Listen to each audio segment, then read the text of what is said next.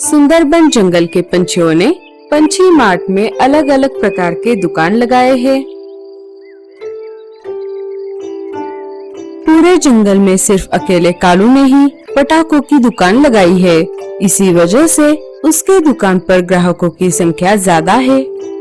कालू ने अपने दुकान पर हर तरह के पटाखे रखे हैं और ग्राहकों की संख्या ज्यादा होने की वजह से उसे दुकान में एक और साथी की जरूरत है।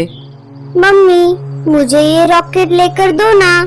बेटा, अभी तुम बहुत छोटे हो, ये रॉकेट तुम्हारे लिए नहीं है, तुम ये फुलझड़ी ले लो।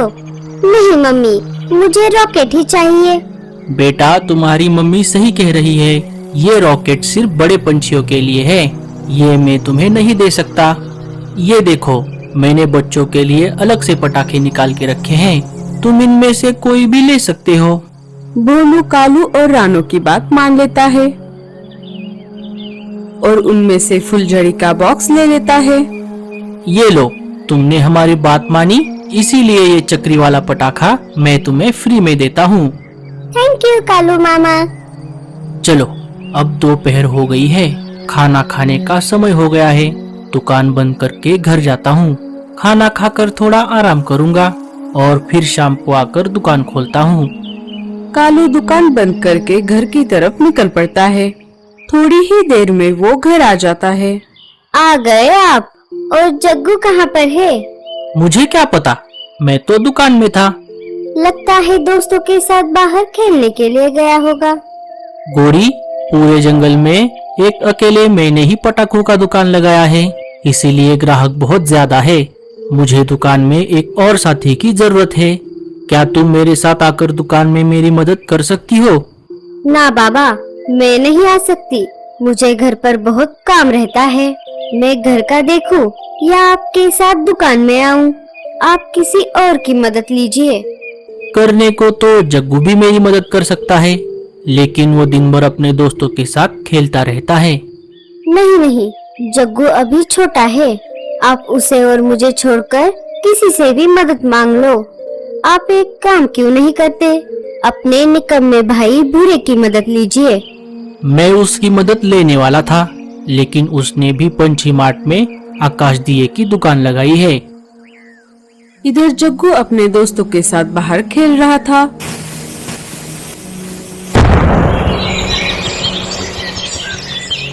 अरे जग्गू, मैं मेरे मम्मी के साथ अभी तुम्हारे पापा के दुकान पर गया था। मुझे बड़े वाले पटाखे चाहिए थे, लेकिन कालू मामा और मम्मी ने मुझे बड़े पटाखे नहीं दिए। क्या तुम अपने पापा से बोलकर बड़े पटाखे ला सकते हो? हम वो पटाखे पूरे जंगल में उड़ाएंगे। हाँ, बहुत मजा आएगा। ना बाबा, मैं ये नहीं कर सकता। पापा मुझे उन पटाखों को हाथ भी नहीं लगाने देते। उन्होंने कहा है वो हमारे लिए नहीं है, वो सिर्फ बड़े पंछियों के लिए है। अगर तुम पापा से पटाखे मांग कर नहीं ला सकते, तो मेरे पास एक और आइडिया है। कौन सी आइडिया? हम दुकान से पटाखे चोरी करते हैं। ये सही रहेगा। अभी मैं घर जाता हूँ, मैं बहुत देर से बाहर हूँ। जब मौका मिलेगा तब मैं तुम दोनों को बता दूंगा। जग्गू अपने घर की तरफ निकल पड़ता है। थोड़ी ही देर में वो घर आ जाता है। गोरी, मैं अभी दुकान जा रहा हूँ, ग्राहक मेरी राह देख रहे होंगे। दुकान जाकर मुझे काम में मेरा हाथ बटाने के लिए किसी से मदद लेनी होगी। यही सही मौका है दुकान से पटाखे चोरी करने का। पापा, क्या मैं आपके साथ दुकान में हाथ बटाने के लिए आ जाऊं? अभी मेरे स्कूल की छुट्टियां भी चल रही है और मैंने दिवाली का सारा होमवर्क भी पूरा कर दिया है। क्यों नहीं, अगर तुम आना चाहते हो तो आ सकते हो। कालू और जग्गू घर से निकलकर दुकान की तरफ निकल पड़ते हैं। माँ, चलो ना, हम कालू मामा की दुकान से पटाखे लेकर आते हैं। ठीक है बच्चों, चलो। लाडो और बच्चे कालू की दुकान में आ जाते हैं। कालू भैया, हमें ऐसे पटाखे दीजिए जिसे बच्चों को कोई नुकसान ना हो। हाँ हाँ, ये लो लाडो, मैंने खास बच्चों के लिए ये पटाखों का बॉक्स तैयार किया है। इनमें से सारे पटाखों को खास बच्चों की सेफ्टी को ध्यान में रख के बनाया गया है। ठीक है कालू भैया, मुझे ऐसे 2 बॉक्स दीजिए, एक टीलू के लिए और एक पिंकी के लिए। मम्मी, मुझे बड़ा वाला पटाखा लेकर दो ना। अरे नहीं टीलू बेटा, ये तुम्हारे लिए नहीं है। पिछली बार एक छोटे बच्चे ने अपने घोंसले के पास रॉकेट को जलाया था, उससे उसका घोंसला जल गया था। इसीलिए मैं इस बार किसी भी बच्चे को रॉकेट नहीं बेचूंगा। ठीक है कालू मामा। कालू भैया, ये लीजिए पैसे, अब मैं चलती हूँ, मुझे और दिवाली की शॉपिंग करनी है। लाडो और बच्चे कालू के दुकान से निकलकर मीनू मौसी के मिठाई की दुकान पर आ जाते हैं। लाडो मिठाइयाँ खरीद लेती है और बच्चों के साथ अपने घर की तरफ निकल पड़ती है। जग्गू बेटा, दुकान में फुलझड़ी के बॉक्स खत्म हो रहे हैं, मैं घर जाकर और बॉक्स लेकर आता हूँ। तब तक तुम ग्राहक संभालना। मैं यूं गया और यूं आया। ठीक है पापा। जैसे ही कालू चला गया, भोलू और बंटी वहाँ पर आ जाते हैं। अरे जग्गू, तुम्हारे पापा कहाँ गए? पापा और भी पटाखे लाने के लिए घर पर गए हैं। तुम दोनों अंदर आ जाओ और पटाखे चुराने में मेरी मदद करो। जग्गू और भोलू मिलकर बड़े पटाखे एक बॉक्स में भर देते हैं। अरे जग्गू, तुम यहाँ कैसे? और कालू कहाँ है? जी, वो बड़े पटाखे लाने के लिए घर पर गए हैं। आप बताओ, आपको क्या चाहिए?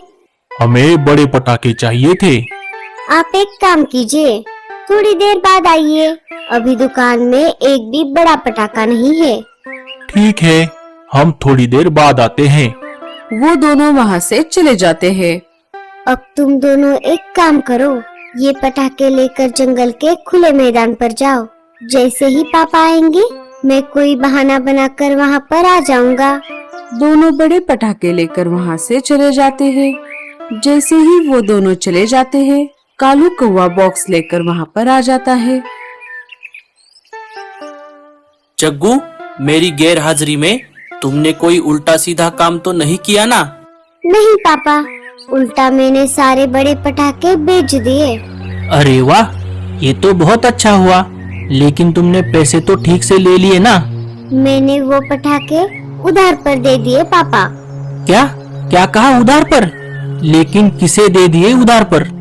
आपका कोई दोस्त दूसरे जंगल से आया था। वो कह रहा था वो आपका बचपन का दोस्त है। उसने नाम तो नहीं बताया, लेकिन उधार पर सारे पटाखे लेकर गया।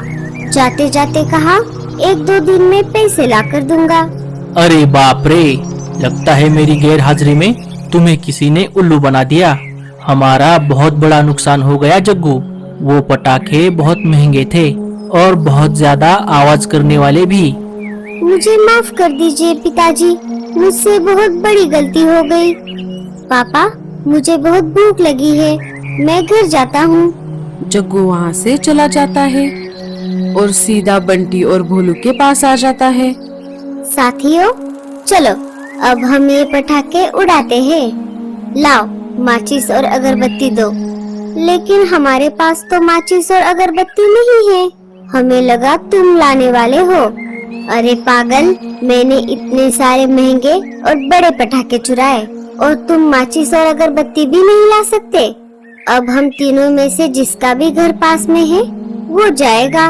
मेरा घर सबसे नजदीक है और मम्मी पापा भी अनाज लाने के लिए बाहर गए हैं। मैं लाता हूँ। भोलू वहाँ से अपने घर की तरफ चला जाता है और थोड़ी ही देर में माचिस और अगरबत्ती लेकर वापस आता है। ये लो, अब जल्दी करो। जग्गू माचिस की मदद से अगरबत्ती जलाता है और उन पटाखों में से सबसे बड़ा पटाखा ले लेता है। जग्गू वो पटाखा लगा देता है। जैसे ही पटाखा जल जाता है, वो आसमान में चला जाता है और जोर की आवाज के साथ फट जाता है। तीनों बहुत खुश हो जाते हैं। अरे, ये दिन में इतना बड़ा पटाखा कौन जला रहा है? और ये पटाखा तो मेरे ही दुकान का लग रहा है। कालू जी, क्या जग्गू यहाँ पर है? क्या उसे भूख नहीं लगी? लेकिन जग्गू तो बहुत देर पहले ही यहाँ से घर की तरफ चला गया है। क्या वो अब तक घर नहीं आया? वो घर पर नहीं आया, इसीलिए तो मैं यहाँ पर आई हूँ। चलो अब हम इस बार रॉकेट लगाते हैं। इसके लिए तो हमें एक बोतल चाहिए जिससे रॉकेट सीधा आसमान में चला जाए। अब हमें यहाँ बोतल कैसे मिलेगी? अरे कोई जरूरत नहीं है, तुम दोनों रुको, मैं बराबर लगाता हूँ रॉकेट। जग्गू रॉकेट ले लेता है और रॉकेट को लगाकर उसके साइड में 2 पत्थर लगाता है जिससे रॉकेट सीधा रहता है। वो उसे चलाता है। जैसे ही रॉकेट जल जाता है वो आसमान में सीधा जाने की बजाय उड़कर एक पेड़ पर बने घोंसले में चला जाता है। घोंसला घास फूस से बना था, इस वजह से उसमें आग लग जाती है। आग का धुआं सब तरफ फैल जाता है। अरे ये धुआं कहाँ से आ रहा है? मुझे कुछ गड़बड़ लग रही है। कालू दुकान से निकलकर खुले मैदान में आ जाता है। वहाँ पर तीनों को पटाखों के साथ देखकर वो समझ जाता है कि ये इनकी ही शरारत थी जिससे घोंसले में आग लगी। वो तो अच्छा हुआ वो घोंसला खाली था। कालू को देखते ही भोलू और बंटी वहाँ से भाग जाते हैं। जग्गू, तुमने पटाखे चुराकर अच्छा नहीं किया। अब देखा इसका नतीजा। अगर घोंसले में कोई पंछी फंस जाता तो? पापा मुझे माफ कर दो, मुझसे बहुत बड़ी गलती हो गई। आगे से मैं सिर्फ छोटे पटाखे ही उड़ाऊंगा। तभी गोरी वहाँ पर आ जाती है। जग्गू मेरे बेटे, तू ठीक तो है ना? हाँ मम्मी मैं ठीक हूँ। मम्मी मुझे माफ कर दो, आगे से मैं ऐसा नहीं करूँगा। दोस्तों, हमें इस कहानी से ये सीख मिलती है, कभी भी झूठ नहीं बोलना चाहिए। चोरी करना बहुत गलत बात है, इससे बहुत बड़ा नुकसान हो सकता है और अपने बड़ों की बात हमेशा माननी चाहिए।